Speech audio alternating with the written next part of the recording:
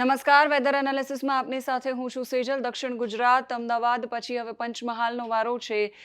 હવામાન વિભાગે હજુ પણ રેડ એલર્ટની આગાહી કરી છે. અત્યંત ભારે છે અમુક વિસ્તારો માટે. હજુ આવતા દિવસો કઈ સિસ્ટમો સક્રિય છે અને કયા જિલ્લાઓ માટે રેડ એલર્ટ આપવામાં આવ્યું છે, કોના માટે હજુ આજે, આવતીકાલે અને પછીનો દિવસ છે એ ભારે છે, એના વિશે વાત કરીશું. સૌથી પહેલા મારી પાછળ તમે સ્ક્રીન જોઈ રહ્યા છો, સેટેલાઇટ તસવીર જોઈ રહ્યા છો અને તસવીરની અંદર આ ગુજરાત અને ગુજરાત પર વાદળોનું એક મોટું ઝુંડ અને ના કારણે વધારે વરસાદ છે પડી રહ્યો છે. એ કઈ સિસ્ટમ છે? તો અહીંયા શિયર ઝોન છે, અહીંયા મોન્સૂન ટ્રફ છે રાજસ્થાન પર અને અહીંયા સાયક્લોનિક સર્ક્યુલેશન છે 23 અક્ષાંશ પર શિયર ઝોન છે, જેના લીધે ગુજરાતની અંદર વરસાદ છે પડી રહ્યો છે. ખાસ કરીને હવે ઉત્તર ગુજરાત, મધ્ય ગુજરાત અને દક્ષિણ ગુજરાતનો વારો છે. દક્ષિણ ગુજરાતમાં આમ પણ છેલ્લા 2-3 દિવસથી ભારે વરસાદ, અતિ ભારે વરસાદ પડી રહ્યો છે.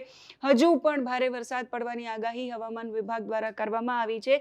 નાવકાસ્ટ એટલે આગામી 3 કલાક માટે શું આગાહી કરી છે એ પણ જાણીશું. પણ આ જે તમે જોઈ રહ્યા છો આ દ્રશ્યો એ વધારે ચિંતાજનક દ્રશ્યો છે.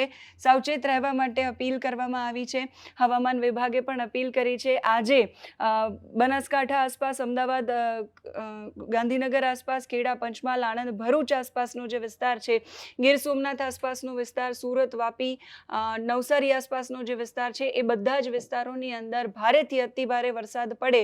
ઉત્તર ગુજરાતમાં પણ એ પ્રકારનો વરસાદ પડે. ગુજરાત રિજન જેને આપણે કહીએ છીએ એ વિસ્તારમાં પણ ભારે પ્રમાણમાં વાદળો છે અને આ જ પ્રકારની પરિસ્થિતિ હજુ 27 તારીખ સુધી રહે એ પ્રકારની આગાહી કરવામાં આવી છે. એ પૂર્વાનુમાન જાહેર કરવામાં આવ્યું છે. હવામાન વિભાગે આજે જે નાવકાસ્ટ જાહેર કર્યું છે, સૌથી પહેલા એના પર નજર કરી લઈએ. કયા વિસ્તારોમાં ભારે રહેવાનું છે, કયા જિલ્લાઓ માટે ભારે રહેવાનો છે આજનો દિવસ. તો હવામાન વિભાગે આ 24 તારીખનું 3 કલાક માટેનું નાવકાસ્ટ જાહેર કર્યું છે, જેમાં અમદાવાદ, ગાંધીનગર, ખેડા, આણંદ, ભરૂચ, વડોદરા, પંચમહાલ, મહેસાણા, સાબરકાંઠા, પાટણ, બનાસકાંઠા, સુરેન્દ્રનગર, બોટાદ, અમરેલી, ભાવનગર અને કચ્છ એમાં બહુ જ વધારે શક્યતાઓ છે કે અત્યંત ભારે વરસાદ પડે અને અતિશય વરસાદ પડે એ પ્રકારની પરિસ્થિતિ હવામાન વિભાગે વ્યક્ત કરી છે.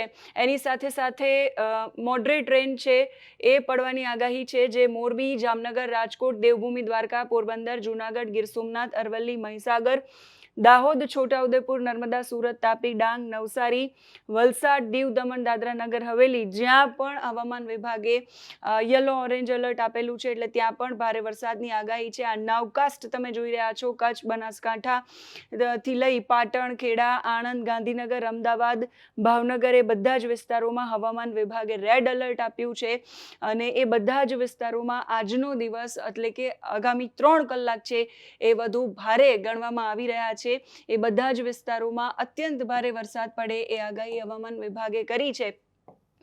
આવતીકાલે હવામાન વિભાગે રેડ એલર્ટની વોર્નિંગ અત્યારે આપી નથી. જે નાવકાસ્ટ આવશે, જે હવે પછીનું પૂર્વાનુમાન હવામાન વિભાગ કરશે, એમાં જે આગાહી આવશે એ પ્રમાણે પણ આવતીકાલે પણ વરસાદી માહોલ યથાવત રહેવાનો છે. ઓરેન્જ યલો એલર્ટ આપી દેવામાં આવ્યું છે. સાબરકાંઠા, અરવલ્લીની અંદર ઓરેન્જ એલર્ટ છે.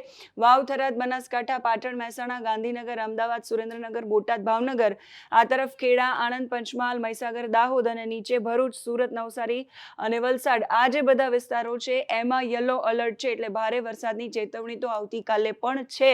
એ સિવાય 26 તારીખે બનાસકાંઠા, સાબરકાંઠામાં ઓરેન્જ એલર્ટ છે. વાવ, થરાદ, પાટણથી અમદાવાદ સુધી યલો એલર્ટ છે. સુરેન્દ્રનગરમાં પણ યલો એલર્ટ છે. અરવલ્લી, મહીસાગર, દાહોદ, પંચમહાલ, છોટાઉદેપુરમાં પણ યલો એલર્ટ છે. 27 તારીખ માટે વાવ, થરાદ, બનાસકાંઠા, સાબરકાંઠા, મહેસાણા અને પાટણ અને 28 તારીખ માટે વાવ, બનાસકાંઠા, સાબરકાંઠામાં યલો એલર્ટ છે. 27 તારીખ પછી ધીમે ધીમે વરસાદનું જોર ઘટશે, પણ આજે 2-3 દિવસ છે આજથી લઈને એ અતિ ભારે અને અત્યંત ભારે વરસાદના છે.